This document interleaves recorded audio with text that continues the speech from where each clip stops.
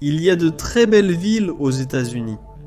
Et puis il y en a d'autres, où les districts scolaires locaux utilisent un système de drapeaux pour informer les gens s'ils peuvent respirer l'air extérieur ce jour-là. Dans une ville, l'eau est complètement impropre à la consommation, tandis que dans une autre, vous allez être frappé par des tempêtes de poussière. Voici une liste des 40 villes américaines dans la pire situation.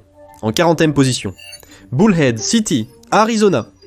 Habituellement, les villes doivent faire face à une chaleur intense et à des sécheresses ou à des inondations. Mais imaginez une ville qui doit gérer les deux. Entrez dans Bullhead City, Arizona. Son climat étrange et extrême est en partie dû à son emplacement unique dans le désert de Mojave, mais aussi sur le fleuve Colorado. En moyenne, les températures atteignent 100 degrés Fahrenheit, 37,7 degrés Celsius, environ 135 jours par an. Pire encore, les températures continueront d'augmenter avec le temps. D'ici 2050, la température dépassera 113 degrés Fahrenheit, soit 45 degrés Celsius, environ 42 jours par an, soit presque un mois et demi. Cependant, certains habitants pourront peut-être se rafraîchir lorsque leurs maisons seront inondées, car 37% des habitations de Bullhead City sont exposées au risque d'inondation à cause de la rivière voisine, et 85% des bâtiments sont menacés par les incendies de forêt. Les assureurs se font plaisir ici. 39 Kansas City, Kansas. Une bonne chose qu'on peut dire sur Kansas City, c'est que le logement n'est pas cher. Le mauvais côté, c'est que le logement est bon marché parce qu'il semble que peu de gens veulent y vivre. Kansas City a la particularité étrange d'avoir moins de bars, de musées, de bibliothèques, de centres de loisirs et de restaurants que la moyenne des États-Unis, même si c'est une zone métropolitaine. Il y a 120 restaurants pour 100 000 habitants à Kansas City, et c'est l'une des villes des États-Unis avec le moins de restaurants par habitant. Peut-être que le plus gros problème de la ville, c'est qu'elle se trouve juste de l'autre côté de la frontière d'État, et presque fait partie de Kansas City, Missouri, qui est généralement considérée comme une ville beaucoup plus animée. C'est pourquoi 150 000 personnes vivent à Kansas City, Kansas, tandis que Kansas City, Missouri en a attiré plus de 500 000. Numéro 38, Hartford, Connecticut. La plupart des habitants et résidents de Hartford la voient plus comme un parc de bureaux, où l'on va travailler que comme une vraie ville avec des commodités que les gens veulent utiliser.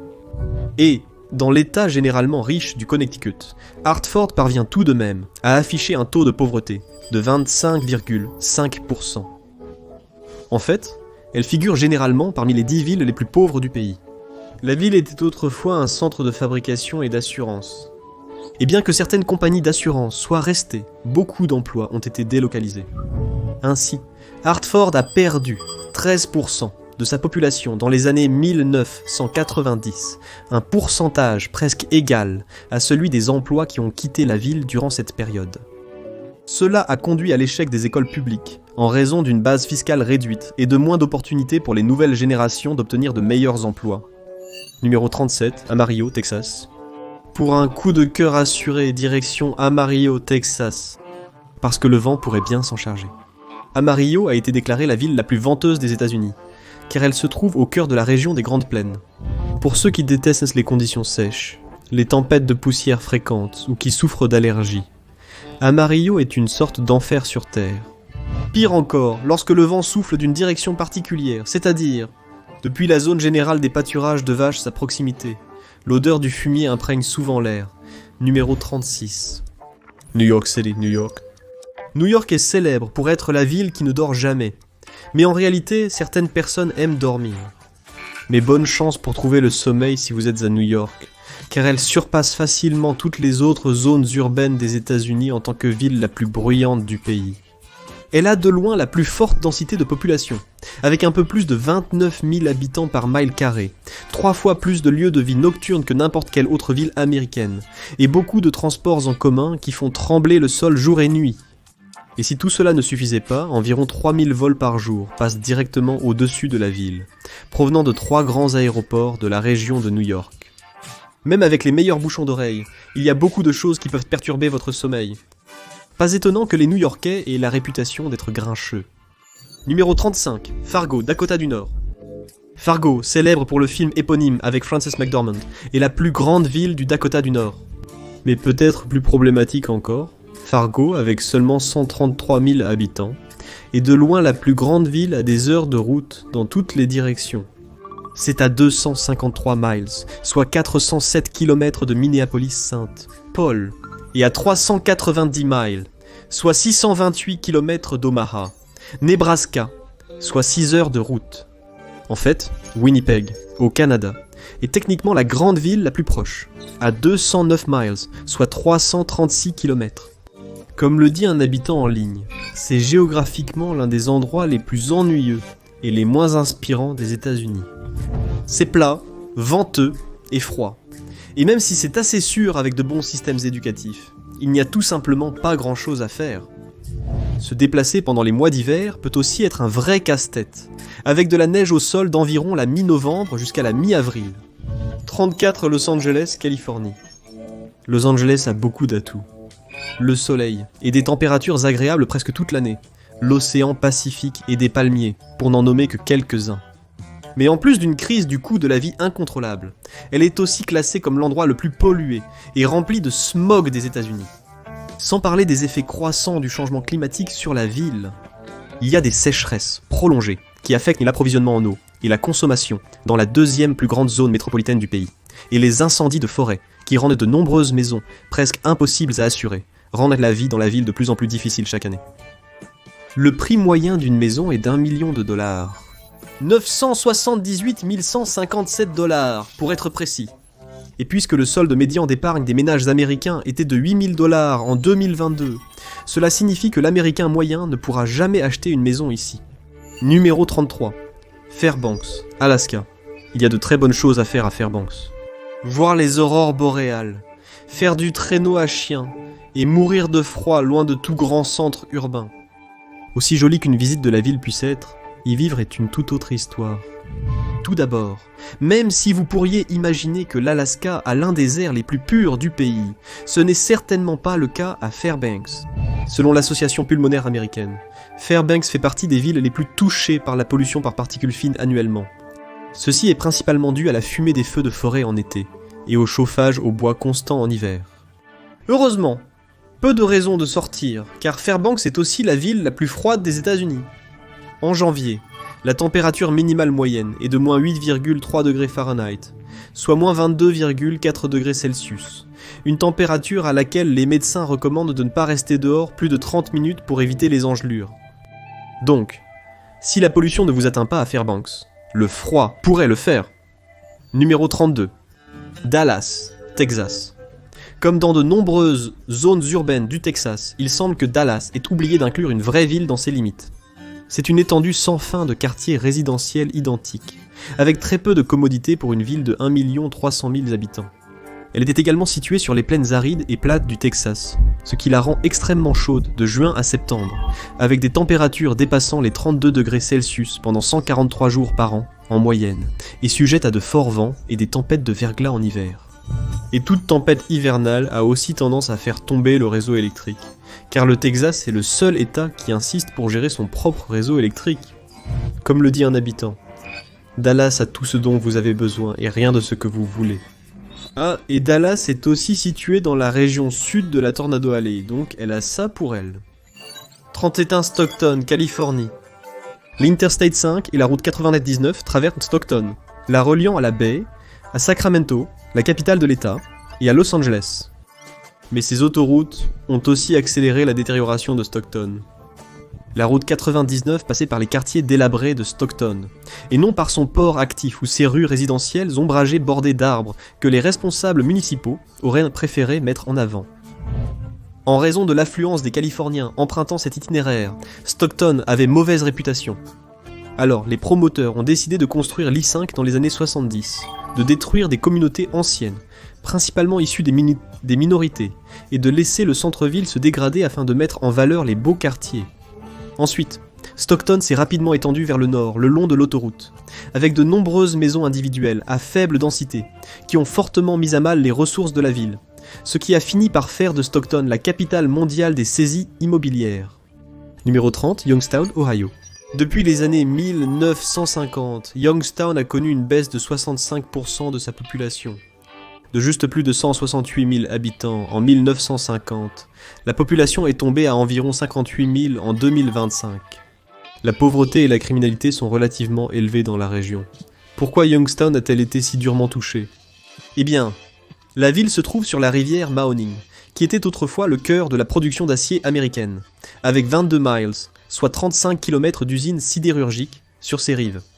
Jusqu'au 19 septembre 1977, qui est devenu connu sous le nom de lundi noir dans l'industrie sidérurgique, car l'automatisation a cru et les importations étrangères ont commencé à fermer des entreprises. C'est ce jour-là que Youngstown Sheet and Tube a licencié 5000 ouvriers d'un coup. Ensuite, United States Steel a fermé Ohio Works, également à Youngstown, laissant 2800 ouvriers sans emploi. Et la société Jones Laughlin Steel a suivi le mouvement. En une décennie, Youngstown a perdu 50 000 emplois, principalement dans l'industrie de l'acier. 29. La Nouvelle-Orléans, en Louisiane. Les ouragans ont à plusieurs reprises dévasté la Nouvelle-Orléans, qui a la malheureuse particularité d'être située directement sur le golfe du Mexique et d'avoir une altitude extrêmement basse. Cela signifie que les ouragans sont plus susceptibles de frapper, et lorsqu'ils le font, la ville est inondée. L'ouragan le plus dévastateur des 20 dernières années a été l'ouragan Katrina, qui a causé 160 milliards de dollars de dégâts à la ville. Quand vous n'êtes pas frappé par la fureur de la nature à cause des grands plans d'eau à proximité, vous vivez quand même dans la ville la plus humide des États-Unis, avec une humidité moyenne de 75,9%, autrement dit, insupportable. Numéro 28, Albuquerque, Nouveau-Mexique. C'est peut-être pour ça que Breaking Bad se déroule à Albuquerque. C'est l'une des villes les plus dangereuses du pays, avec un taux de criminalité violente de 50 et 1 pour 1000 habitants, contre 22,7 dans l'ensemble du pays. Cela signifie que chaque année, en vivant à Albuquerque, vous avez 5% de chance de devenir victime d'un crime violent. C'est en partie dû au fait que la ville est relativement proche de la frontière américano-mexicaine, et au trafic de drogue qui y prospère, ainsi qu'à la production locale importante de drogue. 27 Wilmington, Caroline du Nord. Bien que Cape Hatteras détienne la distinction d'être la communauté avec le plus d'ouragans par décennie, soit 7,5, il ne reste guère plus de 500 habitants là-bas, probablement à cause des ouragans répétés qui frappent leur ville. Donc, l'appeler une ville semble un peu exagéré. Mais, Wilmington, avec une population de plus de 120 000 habitants, et 6 ouragans qui la frappent à chaque décennie, correspond bien mieux à cette description. L'ouragan le plus dévastateur de l'histoire. L'ouragan Florence, en 2018, n'a pas seulement causé 17 milliards de dégâts dans tout l'État, mais il a aussi coupé Wilmington du reste du monde, car les routes menant à la péninsule étaient bloquées. Numéro 26. Erie, Pennsylvanie. Une ville au bord d'un lac peut sembler idyllique, mais ce n'est pas le cas d'Erie. Nommée d'après le lac Erie, sur les rives duquel elle se trouve, Erie a connu un énorme déclin économique depuis que son industrie principale, la fabrication, l'a quittée. Cela pourrait expliquer pourquoi la ville a aujourd'hui un taux de pauvreté de 26,2%, soit plus du double de la moyenne nationale. Mais ce n'est pas le seul problème d'Erie. Elle a aussi un problème géographique. Comme de nombreuses villes frontalières des Grands Lacs, Erie subit la neige d'effet de lac. Lorsque de l'air froid et sec passe au-dessus d'une eau chaude, il a tendance à déverser de la neige de l'autre côté. La ville reçoit en moyenne 101 pouces, soit 257 cm de neige par an. Et ces dernières années, elle en a souvent connu bien plus que cela. En 2017 à 2018, la ville a été frappée par 166 pouces, soit 422 cm de neige. Numéro 25, Flint, Michigan. Flint a fait la une il y a quelques années pour avoir de l'eau contaminée, impropre à la consommation. Mais ce que vous ne savez peut-être pas, c'est que les choses n'allaient pas bien, en dehors de ça. Son emplacement était autrefois un grand avantage pour ses habitants. Ce qui avait commencé comme une région forestière est devenu la ville de l'automobile, quand General Motors a été fondée à Flint en 1908. Son usine de fabrication General Motors, à elle seule, offrait 30 000 emplois, et d'autres emplois dans l'automobile ont fleuri tout autour. Mais lorsque l'industrie automobile a disparu, la ville qui s'était développée autour d'elle a rapidement décliné. Numéro 24. Bakersfield, Californie. Bakersfield occupe la première place en tant que ville la plus polluée des États-Unis. Il existe des particules appelées particules fines 2,5, des particules de 2,5 micromètres ou moins, qui indiquent le niveau de pollution de l'air d'une ville. Bakersfield a une concentration annuelle moyenne de 18,8 microgrammes par mètre cube. L'Organisation mondiale de la santé recommande une mesure de particules fines 2,5 ne dépassant pas 5 microgrammes par mètre cube pour une exposition à long terme. Bien que Los Angeles soit célèbre pour son smog, les villes de l'intérieur du sud de la Californie sont en réalité bien plus touchées. Bakersfield se trouve dans une vallée parallèle à la côte, coincée entre la Sierra Nevada et les chaînes de montagnes côtières. Ainsi, la pollution de Los Angeles dérive vers l'intérieur des terres et se retrouve piégée entre les montagnes. Les écoles locales doivent utiliser des drapeaux pour indiquer aux élèves à quel point la pollution est mauvaise chaque jour. Vert, c'est correct, rouge, c'est mauvais, et violet, c'est encore pire. Numéro 23, Saint-Louis, Missouri. Ah, Saint-Louis, connu pour sa célèbre arche, l'équipe de baseball des Cardinals, et pour être la capitale du meurtre des États-Unis. Le taux d'homicide à Saint-Louis est de 54,4 pour 100 000 habitants, bien au-dessus de la moyenne nationale américaine de 7,5. Le taux global de criminalité violente est de 1817 pour 100 000 habitants. Saint-Louis a été grandement affecté par le déclin industriel et subit une forte baisse démographique. Comme si cela ne suffisait pas, Saint-Louis pourrait avoir l'un des pires climats de toutes les grandes villes. Quel type de météo vous énerve le plus ? Chaleur oppressante ? Froid glacial ? Orage ? Humidité ? Bonne nouvelle, Saint-Louis a tout ça. En raison de sa position centrale dans le pays, Saint-Louis est frappé à la fois par le froid arctique et par les fronts tropicaux venant du golfe du Mexique. 22 Gastonia, Caroline du Nord. Gastonia était autrefois un centre de fabrication textile, mais lorsque ses emplois ont disparu dans les années 90, la ville s'est retrouvée avec un chômage galopant, une pauvreté profonde et un taux de criminalité comparable à celui des quartiers les plus difficiles de Chicago, mais sans aucun des avantages des grandes villes pour compenser. Le problème, c'est que les habitants ont eu du mal à se tourner vers d'autres options. Travailler dans les usines textiles ne nécessitait pas un niveau d'éducation élevé, donc les autres emplois plus qualifiés qui sont arrivés dans la région étaient plus difficiles d'accès pour la population. En fait, 13,3% de la population de Gastonia est considérée comme illettrée sur le plan fonctionnel. Cependant, comme les gens sont exclus des prix à Charlotte, la ville connaît une légère reprise. Mais il lui reste encore du chemin à faire. Numéro 21, Lubbock, Texas. Il existe tout un site web appelé lubbocksucks.com dédié à expliquer à quel point Lubbock craint. C'est à quel point les anciens et actuels résidents détestent cette région. C'est en partie à cause de l'emplacement de la ville, en plein milieu de l'ouest du Texas. Comme vous le verrez bientôt avec d'autres villes de cette liste, l'ouest du Texas est un endroit difficile où vivre. Et c'est encore pire pour toute personne souffrant d'allergie.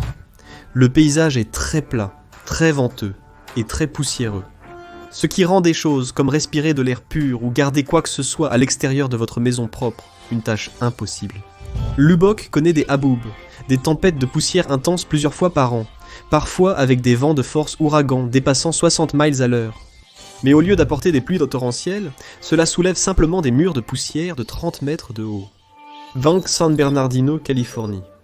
6 des 10 pires codes postaux du pays en matière de non-renouvellement d'assurance se trouvent tous à San Bernardino, principalement à cause des incendies de forêt de plus en plus dévastateurs, année après année. Les tempêtes de neige ont aussi un impact en hiver. Des conditions comme celle-ci ont poussé de nombreuses personnes et entreprises à partir, entraînant un taux de pauvreté de 32,6% et un marché du travail lent, voire inexistant. Comme la ville est en mauvais état, certains habitants cherchent du travail au marché noir ou un soulagement illégal sous forme de méthamphétamine, faisant de la ville et de la région de l'Inland Empire qui l'entoure la capitale de la méthamphétamine des États-Unis. Au numéro 19 à Atlantic City, New Jersey, la géographie de la ville a autrefois contribué à son essor.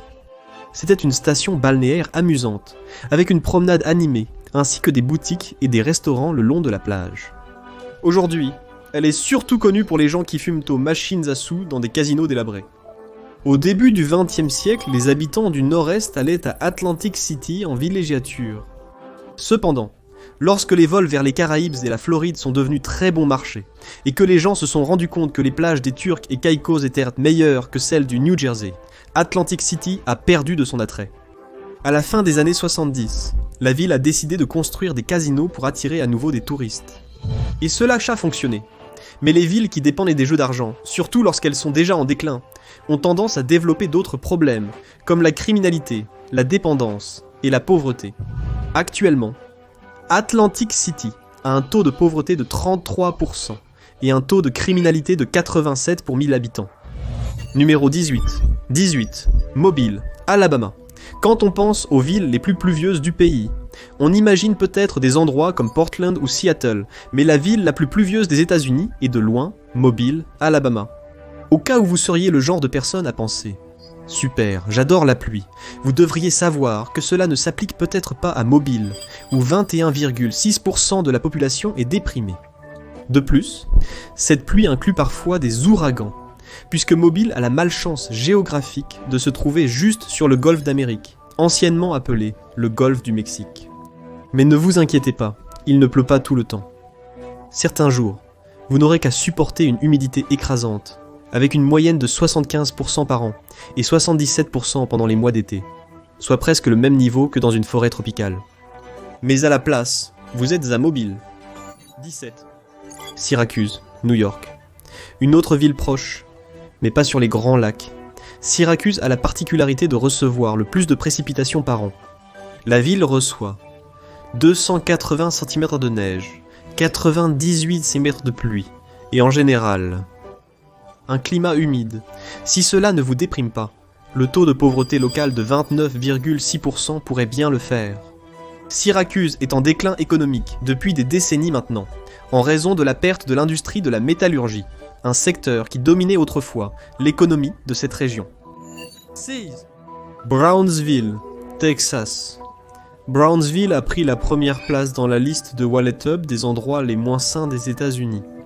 Ce n'est pas un mince exploit pour un pays connu pour ses chaînes de restauration rapide et ses portions de nourriture gigantesques.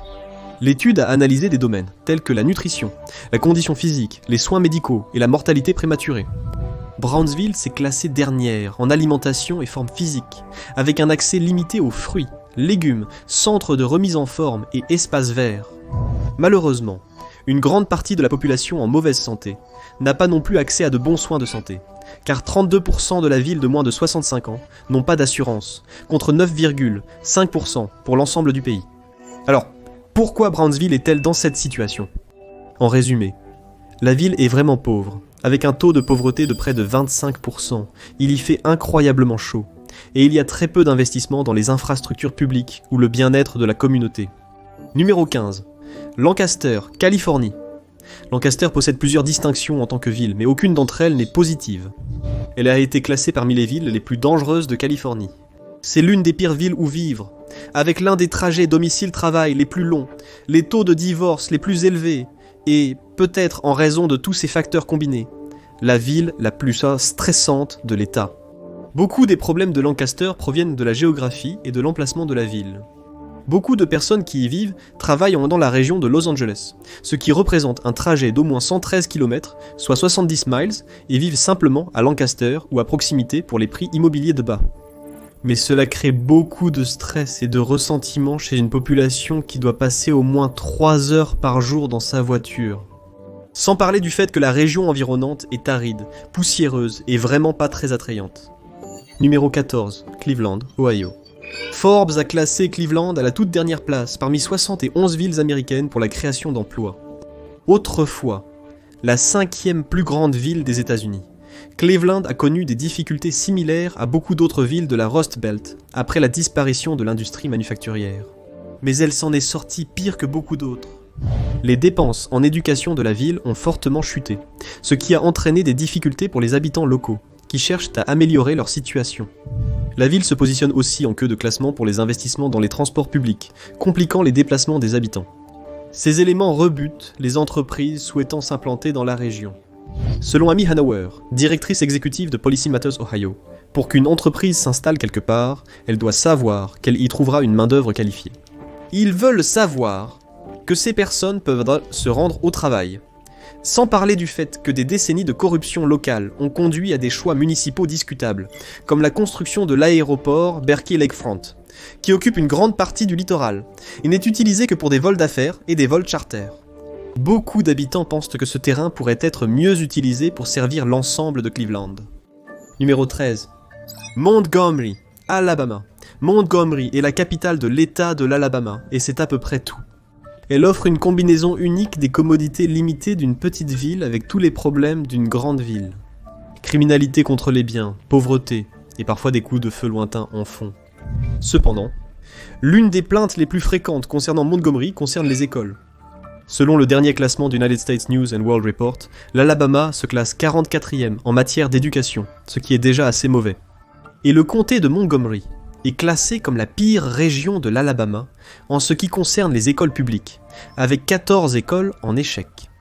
Beaucoup d'écoles privées ont ouvert pour résoudre le problème, mais cela laisse de nombreux habitants de la classe ouvrière et de la petite classe moyenne dans l'impasse. La présence de tant d'écoles privées et magnétiques signifie que le quart le plus riche de la population locale ne se soucie pas des écoles publiques de la région.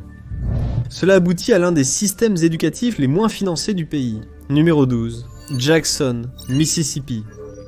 Jackson, situé, comme vous l'avez deviné, dans le Mississippi, qui se classe souvent dernier dans les classements des États pour le revenu, la santé, l'éducation et plusieurs autres facteurs, possède de nombreuses distinctions malheureuses. C'est la 8e ville la plus misérable des États-Unis, selon divers facteurs, dont un taux de pauvreté de 32,2% et un taux de chômage de 7,7%. Certaines villes en difficulté connaissent une amélioration, grâce à des prix de l'immobilier abordables et à l'arrivée de nouveaux habitants, mais ce n'est pas le cas à Jackson. En fait, elle occupe la 3e place sur la liste des villes pauvres des États-Unis qui s'appauvrissent, le revenu médian ayant même diminué au cours des dernières années. C'est le résultat d'une spirale de déclin au ralenti qui touche Jackson depuis des décennies. La réglementation a grignoté la base fiscale, les services municipaux se sont effondrés, et à mesure que la ville se dégradait, les habitants ont fui vers la banlieue. Moins de personnes signifiait encore moins de financement, et le cycle continuait, entraînant la ville vers le bas. Numéro 11, Memphis, Tennessee. Selon Wallet Hub, Memphis, le berceau du rock'n'roll, est aussi la ville la plus dangereuse des États-Unis. Ce n'est pas uniquement dû à la criminalité violente anormalement élevée. La ville a un taux d'homicide de 43 pour 100 000 habitants, ce qui la place juste entre l'Afrique du Sud et Haïti. En fait, Numbeo a constaté que Memphis est la 10e ville la plus dangereuse au monde, et elle a la triste distinction d'être la seule ville américaine dans le top 10.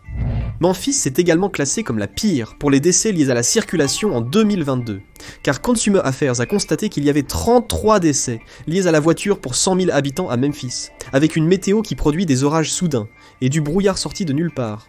C'est aussi dû à des règles locales étranges qui stipulent que vous n'avez pas besoin de permis de conduire pour acheter une voiture, et que vous n'êtes pas obligé de faire inspecter votre voiture. Donc, la prochaine fois que vous traversez Memphis en voiture, évitez-le.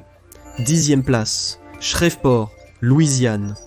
Beaucoup de gens qui grandissent à Shreveport essaient de trouver des moyens de quitter Shreveport. Il est difficile de dire ce qui est le plus frustrant.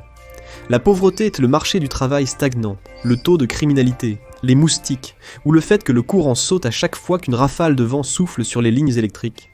La situation est devenue si grave que le commissaire des services publics de Louisiane, Foster Campbell, a demandé un examen des pratiques de SWEPCO, l'entreprise qui gère l'électricité pour la majeure partie du nord de la Louisiane. Peut-être que la distinction la plus triste de Shreveport est qu'elle a été classée 156e ville la plus sûre du pays sur 182. Le journal local a même publié ce titre, soulignant que cela faisait de Shreveport la zone urbaine la plus sûre de Louisiane. Pourquoi ? Eh bien parce qu'ailleurs, en Louisiane, il y a la 9e place, Bâton Rouge, Louisiane. Bâton Rouge a été classée comme la 179e ville la plus sûre des États-Unis sur 182 villes. C'est vraiment horrible, tout comme son emplacement dans la tristement célèbre Allée du Cancer de la Louisiane, une bande de terre de 137 km, soit 85 miles, le long du fleuve Mississippi entre Bâton Rouge et la Nouvelle-Orléans, où les taux de cancer sont presque 2 fois supérieurs à la moyenne nationale. C'est principalement dû à la présence de nombreuses usines et installations pétrochimiques dans la région, qui rejettent jour après jour des gaz toxiques et des combustibles fossiles dans l'atmosphère et dans l'eau du fleuve. Antonia Jouas, chercheuse principale sur les combustibles fossiles chez Human Rights Watch, résume le problème de façon dure mais claire. L'industrie des combustibles fossiles et de la pétrochimie a créé une zone sacrifiée en Louisiane. Numéro 8, Houston, Texas. Imaginez Dallas, mais avec plus d'insectes et d'humidité. Ah, et de la saleté. C'est exact, Lone Start a classé Houston comme la ville la plus sale du pays en se basant sur une combinaison de pollution, de conditions de vie, d'infrastructures et de propreté générale. Houston est en tête pour les infestations de cafards domestiques, en raison de sa chaleur, de son humidité et d'un niveau de propreté pas exemplaire. Les insectes n'en sont pris très au sérieux dans cette ville. Elle était aussi la 3e ville en tonnes métriques d'émissions de gaz à effet de serre provenant des installations locales, et la 5e pour les pannes dans le traitement des eaux usées. Des listes auxquelles personne ne veut jamais appartenir. C'est aussi l'état le plus risqué pour être propriétaire, en raison d'une combinaison d'inondations. 64% des maisons sont à risque, de chaleur extrême. 98% des maisons sont à risque, et d'ouragans. Numéro 7. Détroit, Michigan. Malheureusement, Détroit a acquis une si mauvaise réputation en tant que ville que c'en est presque devenu une blague. Bien que ses dirigeants aient investi dans la régénération de son centre-ville, elle figure constamment parmi les villes les plus pauvres du pays, avec un revenu médian de seulement un peu plus de 24 000 $ par habitant en 2023. Les jours de gloire de l'ancienne capitale nationale de la construction automobile sont loin derrière, et ses habitants ne s'en sortent pas très bien non plus en dehors des questions financières. Détroit a été classée comme la ville la moins saine des États-Unis. Elle a le pourcentage le plus élevé d'adultes atteints de diabète, 18,2%, le pourcentage le plus élevé d'adultes obèses, 45,5%, et le pourcentage le plus élevé d'adultes fumeurs, 28,5%. Elle a également le 2e taux le plus élevé de décès dus aux maladies cardiaques pour 100 000 habitants, et le 2e taux le plus élevé de décès par surdose d'opioïdes pour 100 000 habitants. Donc, si vous voulez vivre une vie longue, saine et réussie, ce n'est probablement pas le meilleur endroit. Numéro 6, Toledo, Ohio. De nombreuses villes de la Rust Belt ont été durement touchées. Mais Toledo, selon d'anciens habitants, c'est l'Ohio de l'Ohio. Bien que certaines choses se soient améliorées, le taux de criminalité violente reste à 1146 pour 100 000 habitants, soit le double de la moyenne nationale.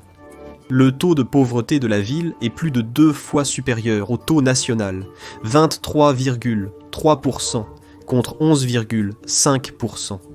Sa situation au bord du lac a également causé des problèmes par le passé, car des proliférations d'algues toxiques ont contaminé toute l'eau potable, et les habitants ne pouvaient ni boire, ni se laver, ni cuisiner, ni se brosser les dents.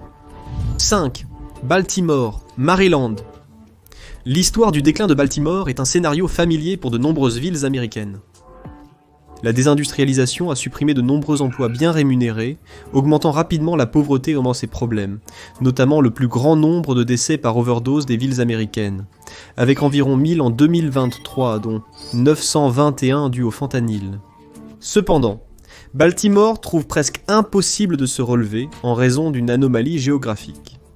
C'est l'une des seules villes indépendantes du pays, ce qui signifie qu'elle ne fait pas partie d'un comté, donc elle ne peut littéralement pas s'étendre au-delà de ses limites actuelles. Quand certains quartiers de Baltimore, souvent classés 2e ou 3e ville la plus criminelle des États-Unis d'Amérique, sont devenus criminogènes et vraiment dangereux, les gens ont tout simplement quitté la ville entièrement. Et la ville ne peut littéralement pas annexer les zones environnantes ni s'étendre pour essayer de se réinventer. 4. Odessa, Texas. Ne buvez pas l'eau. C'est l'une des premières choses que chaque habitant d'Odessa vous dira. La richesse et les loyers élevés à Odessa sont dus à l'industrie pétrolière et gazière locale. Elle a aussi relâché du benzène et du sulfure d'hydrogène dans l'air et la nappe phréatique. En 2022, des analystes de l'AGERAN ont senti une odeur d'œuf pourri dans l'air, puis ont découvert que les niveaux de sulfure d'hydrogène avaient atteint 82 fois la limite acceptable pour les zones résidentielles. À des niveaux élevés, le sulfure d'hydrogène cause des infections respiratoires, étourdissement, nausées, maux de tête, diminution de la fonction pulmonaire et risque accru de cancer. En prime, il y a aussi un site Superfund dans la région. Un site désigné pour le nettoyage par l'Agence de protection de l'environnement contaminé par du chrome provenant des opérations de chromage des années 60 et 70. Quant aux avantages de la région, honnêtement, il est difficile d'en trouver. C'est poussiéreux, venteux, avec un taux de criminalité élevé, et il n'y a pas grand-chose à faire. L'unique atout des villes impopulaires réside dans les prix immobiliers extrêmement bas. Mais Odessa n'a même pas ça. Les prix des maisons tournent en moyenne autour d'1 demi-million. Numéro 3. Gary, Indiana. Gary était autrefois connue comme la capitale du meurtre des États-Unis. Malgré la suspicion persistante, la criminalité a légèrement baissé ces dernières années. Cela pourrait s'expliquer par le fait que depuis 1960, 61% de la population de Gary a quitté la ville. Une autre ville de la Rust Belt qui a commencé à décliner rapidement lorsque ses principales industries sont parties. Gary a encore en fait une aciérie en activité. Et cela aggrave les choses. L'usine sidérurgique américaine émet de l'oxyde d'azote et de la suie, laissant ce que les visiteurs décrivent comme une horrible odeur métallique dans l'air, provoquant de nombreuses irritations du nez et de la gorge chez la population locale. C'est aussi l'usine qui possède l'une des empreintes carbone les plus élevées des États-Unis, émettant 10,3 millions de tonnes de gaz à effet de serre rien qu'en 2021.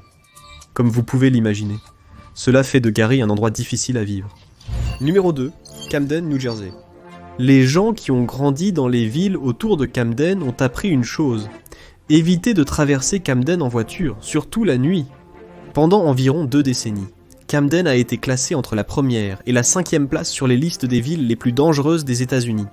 Votre chance de devenir victime d'un crime violent là-bas est d'1 sur 59. Mais ce n'est pas la seule raison pour laquelle cette ville de 70 000 habitants a perdu presque la moitié de sa population depuis 1950. Les plus grandes anciennes industries et employeurs de la ville, Radio Corporation of America Victor, Campbell Soup et la New York Shipbuilding Corporation, ont tous soit fermé, soit déplacé la majeure partie de leur activité industrielle en dehors de Camden pour éviter les syndicats. Cela a provoqué un chômage massif, qui a ensuite entraîné la pauvreté, la toxicomanie et une augmentation de la criminalité.